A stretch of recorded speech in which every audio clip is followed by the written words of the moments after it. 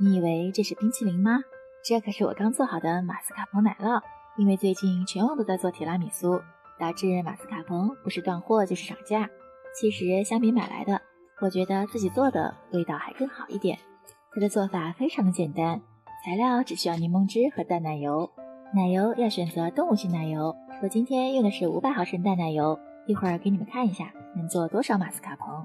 我们开小火来煮淡奶油，加热到80度的时候，加入挤好的柠檬汁，然后在煮沸的情况下再煮2到3分钟。冷却小会儿后，状态就会变得比较浓稠。接下来我们需要准备一块纱布，过滤一下里面的乳清。天气热的情况下，最好放入冰箱冷藏过滤。经过1夜的时间，里面的乳清也过滤的差不多了。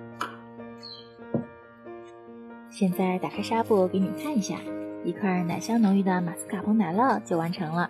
再来给你们称一下吧，大概用500克淡奶油做出来的马斯卡彭，重量大概在300克左右，而且质地和口感都非常的不错，你们也赶紧试一试吧。